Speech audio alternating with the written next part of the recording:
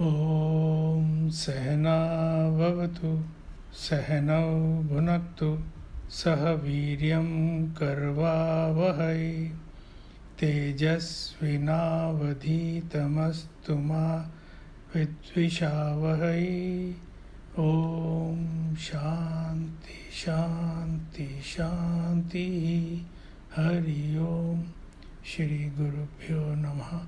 Hari Om. Hari Om, and welcome to today's session of Tattvabodha. I'll chant the Mangalacharan. Vasudevendra Yogendram Natva Jnana Pradam Gurum Mumukshunam Hitarthaya Tattvabodho Vidhiyate. Bhagavan Shankracharya, for our benefit, has penned down Tattvabodha, which we are studying.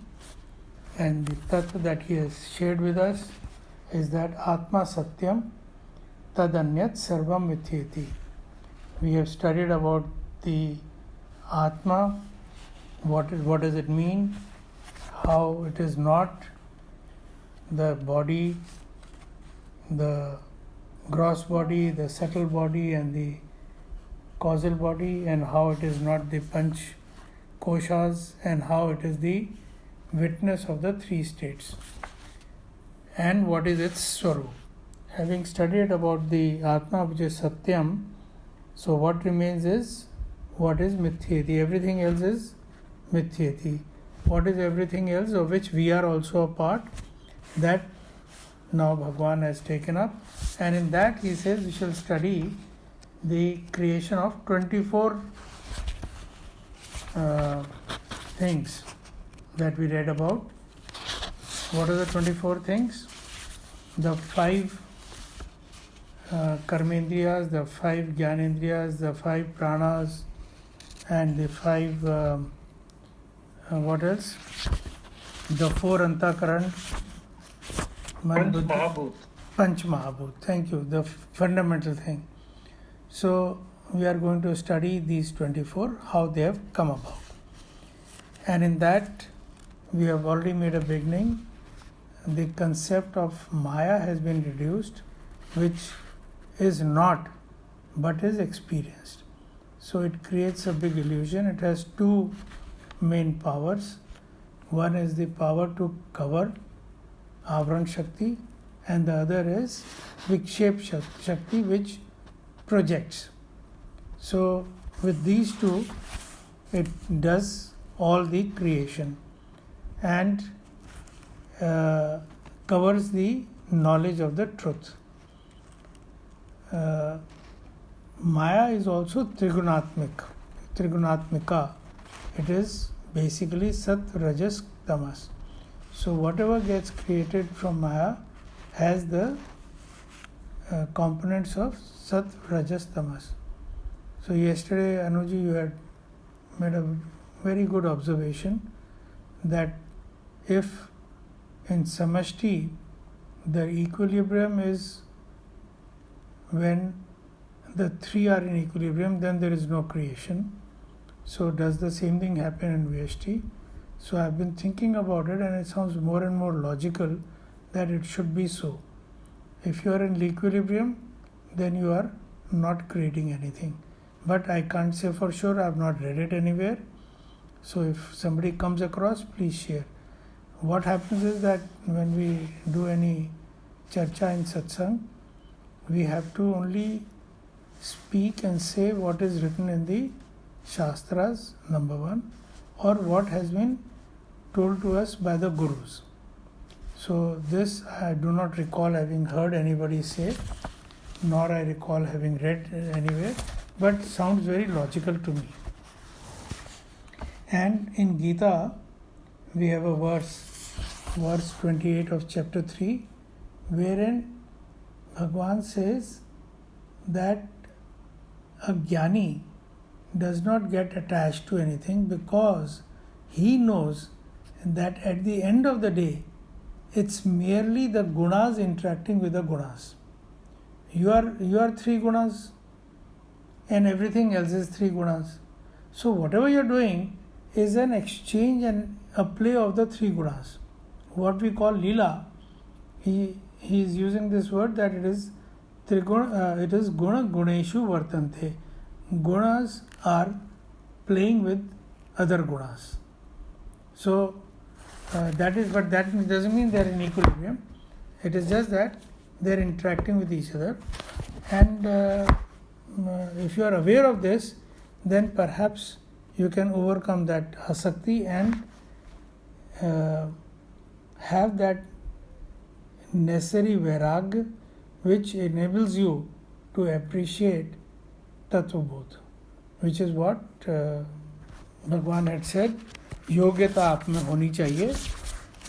You should be sadhan chatushta sampann to be able to appreciate the finer points of Tattvabodha. So we are on to now. We have already seen how, even though Guruji has said that it doesn't matter about the order of creation because it is an illusion at the end of the day, yet we have studied Maya has created a space, then air, then fire, then water, and then earth. And from each of them, and they are tanmatras, they are subtle bodies. Even if the term used is earth or water, we should not consider the grossified form. We should know that these 5 Panch Mahabhutas are subtle elements. Then out of these subtle elements, this sattvic part of each one of them individually has given rise to the 5 sense organs of perception. So space to sound and so forth, organ of sound and so forth. And together they have formed the antakaran, man, buddhi, chit, ahankar. So this is what we were studying yesterday, and we will further take it up. So I'll read from page 91, first paragraph, the inner equipment. The inner equipment, antakaran, generally called the mind, is a continuous flow of thought modifications, vritti. These two terms which keep coming often, one is vasana, another is vritti. So what are they and what is the difference? Let this be a weekend exercise. We'll discuss again on Monday. What are vasanas and what are vrittis? So here it is written, so there is a clue. You can work on this. Vritti, what they are, is written here.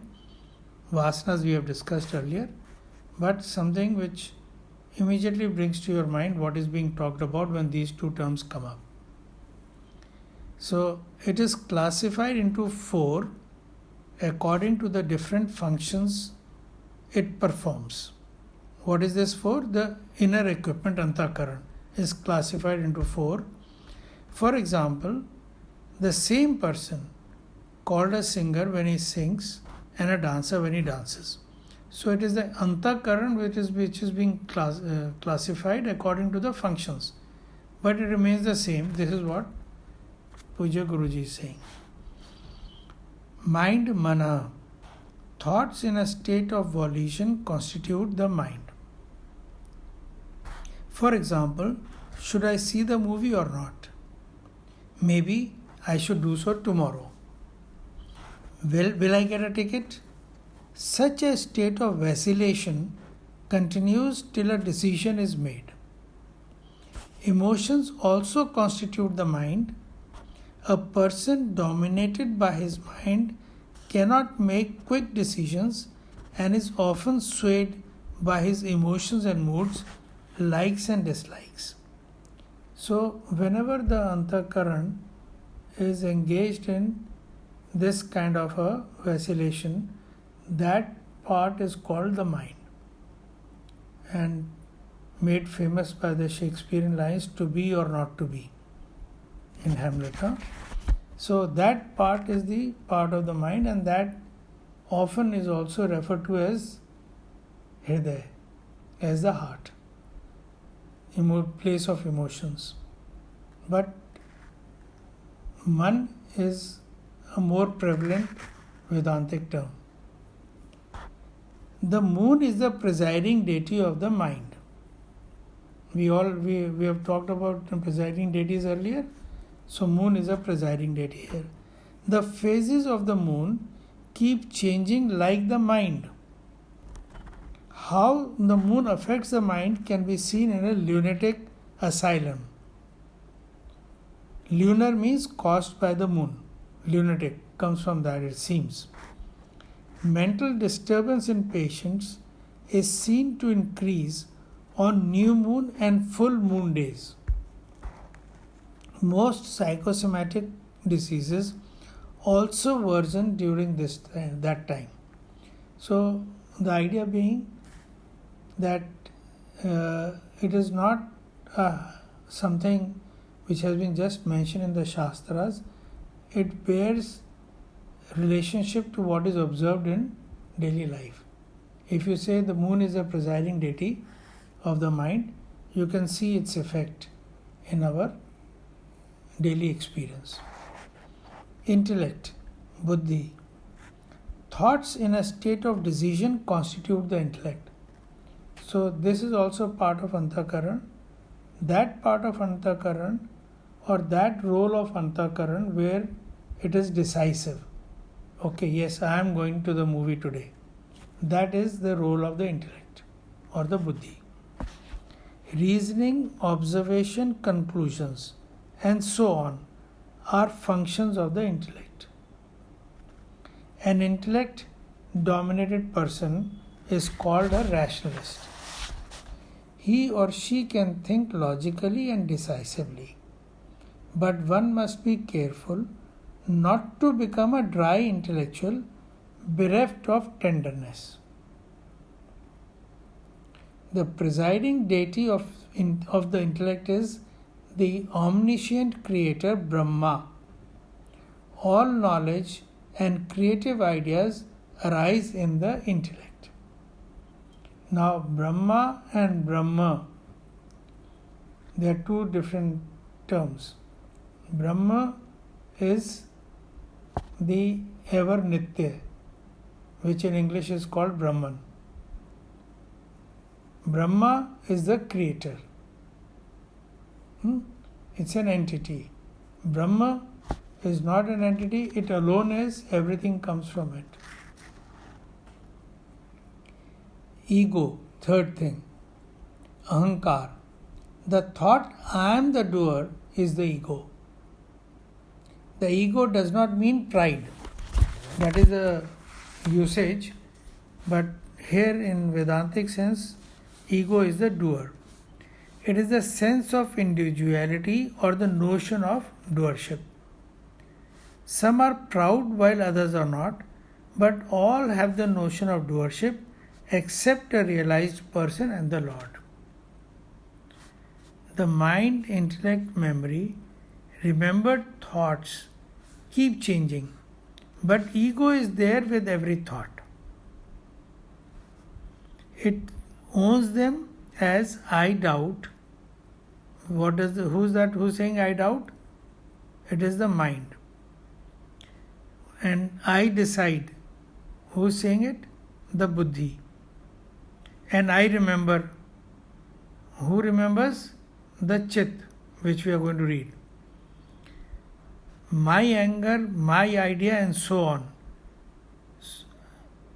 It comes into being with every thought. What comes into being with every thought? The ego. So we are talking of the ego. I'll read again. Ego owns them as I doubt, I decide, I remember, my anger, my idea, and so on. It comes into being with each thought. The mind, intellect, and memories of each one differs, but the ego is the same. Any questions? It connects the pure self to the three bodies. 5 sheets and the 3 states with thoughts like I am fat, I ate, and I slept well. Rudra, the one who makes all cry, is the deity of the ego. Do we not suffer because of the ego? Rudra Shiva is the Lord of destruction. With the death of the ego, all sufferings end. ठीक है? Fourth, memory, Chittam. The function of Chittam is the reflection and recollection. All experiences are stored as impressions and can be recollected like the data bank of a computer. We think based on this information alone. Vasudev Vishnu is the deity of the Chitta.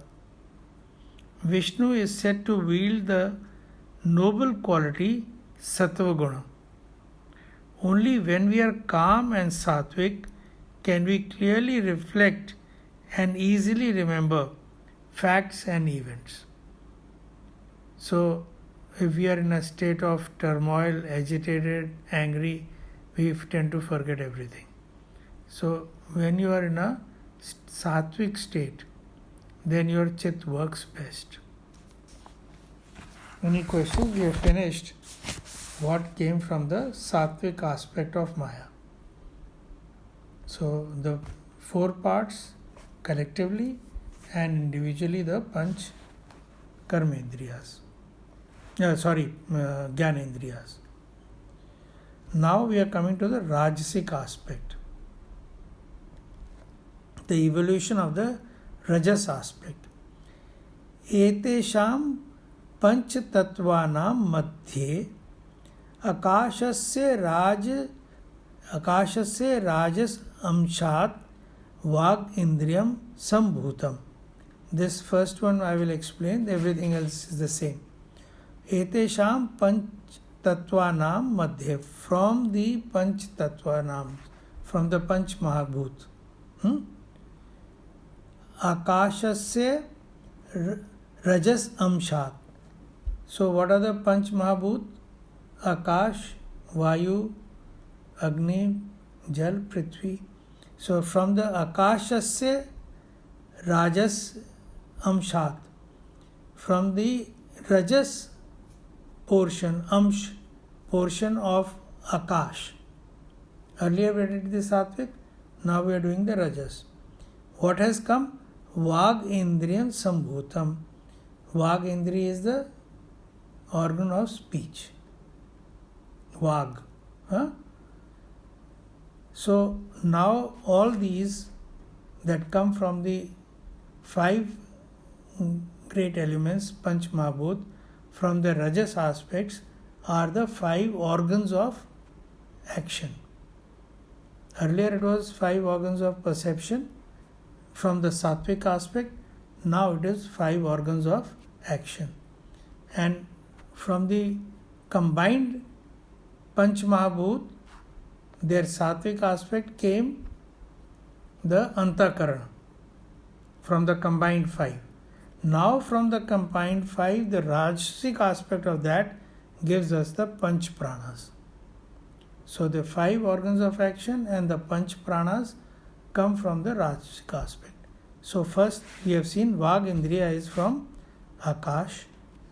Vayoho Rajas Amshat Pani Indriyam Sambhutam. Pani is hands. So grasping is the activity. So the organ of grasping comes from the Vayu. Vahne Rajas Amshat Pad Indriyam Sambhutam. From the fire element comes the organ of locomotion, Padindriyan, from the Rajas aspect of it. Jalasya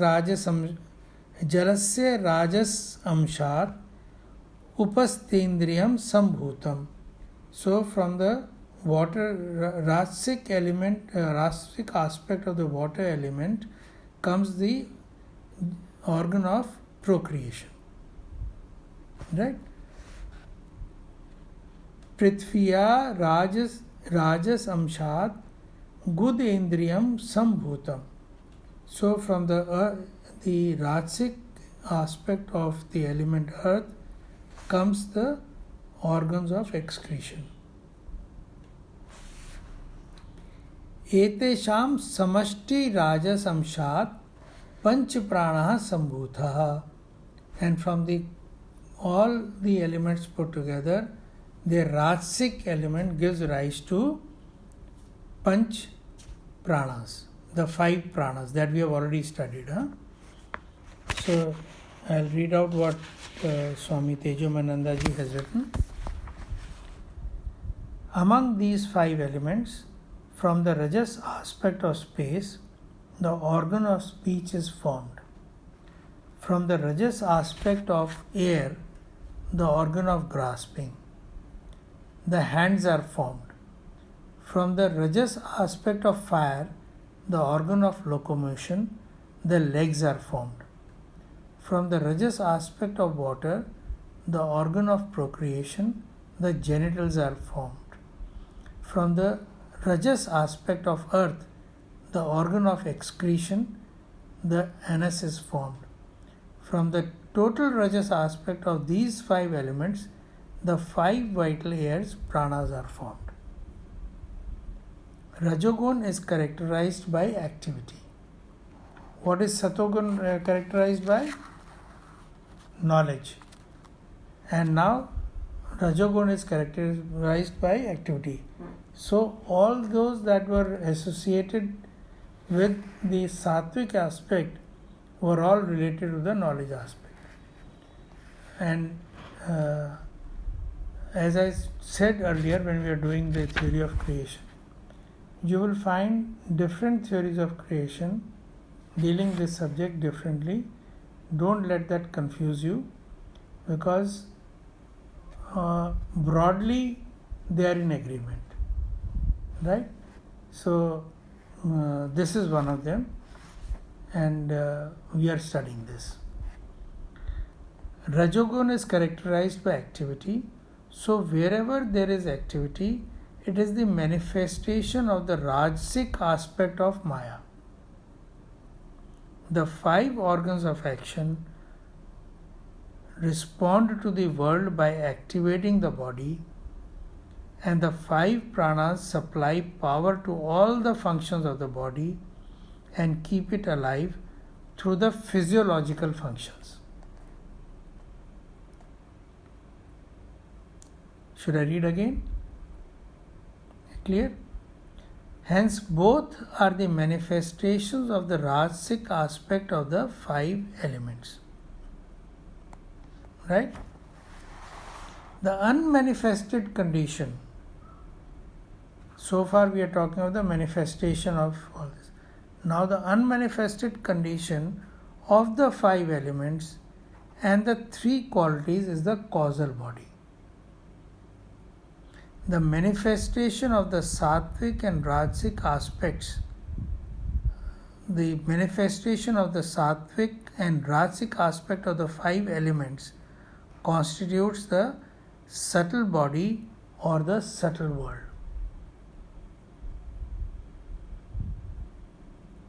ठीक है? Yeah. I didn't get this line. Unmanifest condition of the 5 elements and 3 qualities is the causal body. So there are 2 aspects, manifest and unmanifest. So when these 5 elements and the 3 gunas, each of the 5 elements has got 3 gunas. So they are saying when they manifest, then they take from the Sattvic aspect, they take those forms. Even though the Antakaran or the 5 Jnanendriyas, they are not visible as such, but they are manifested and they function. When we say my mind is thinking, we know it's something has manifested. Energy, Tamas, to those organs. Pranas will come in the Rajasic portion. I'm talking of the Sattvic portion.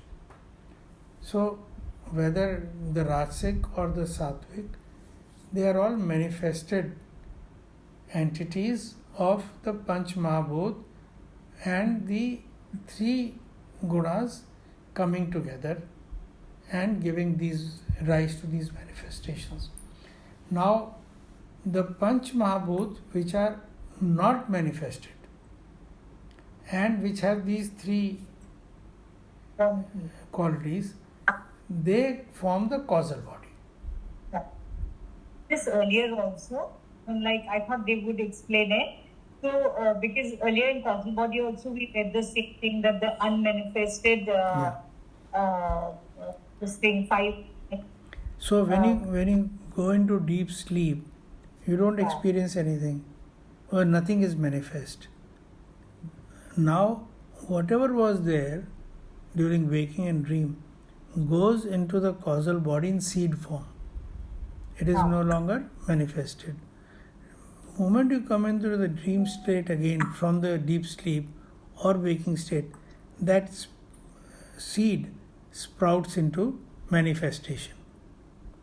Whatever the state you find yourself in, it is a manifestation of that which was unmanifest seed in the causal state.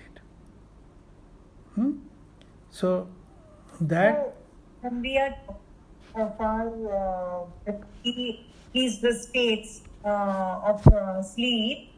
So the unmanifested in the causal body, everything has actually taken form, but it is unmanifested.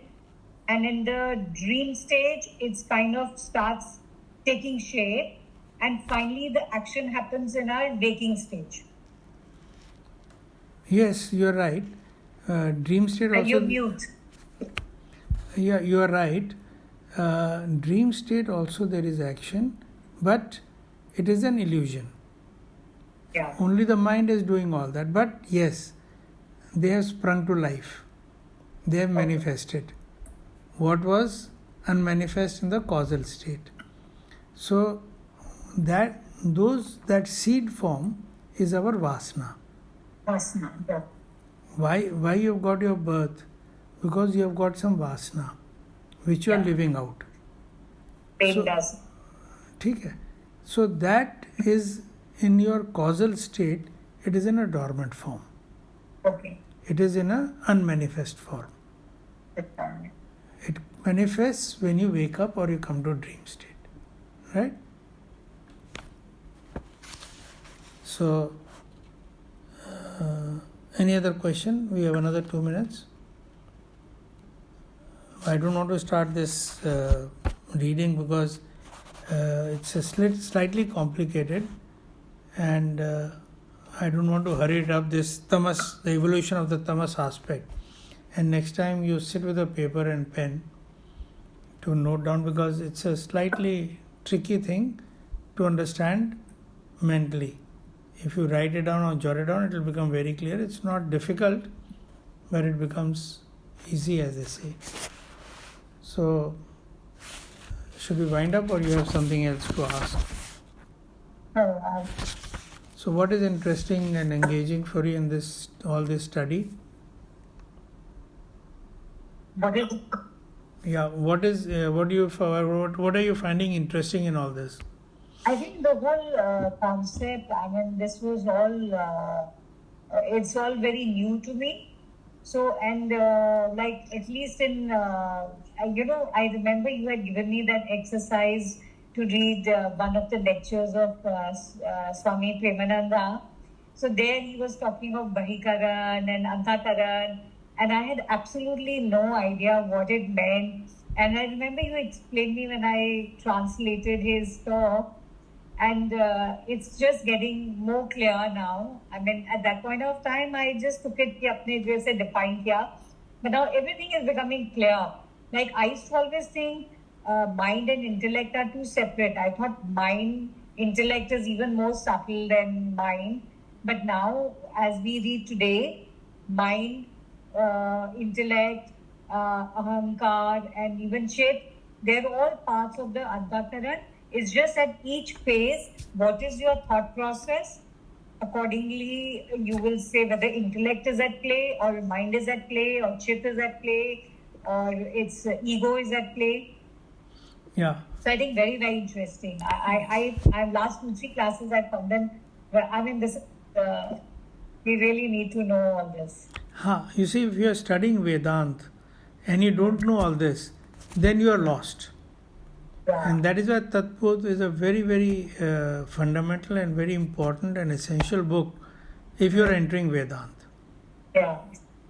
And I feel that all these terms are so important before we undertake any other lecture or any other thing, because it just clears your basic definitions, terminologies. Otherwise, the minute somebody is using these big words, you're lost, and you kind of you lose the. You lost the thread basically. I agree. You close your mind because you don't know what it means. Exactly.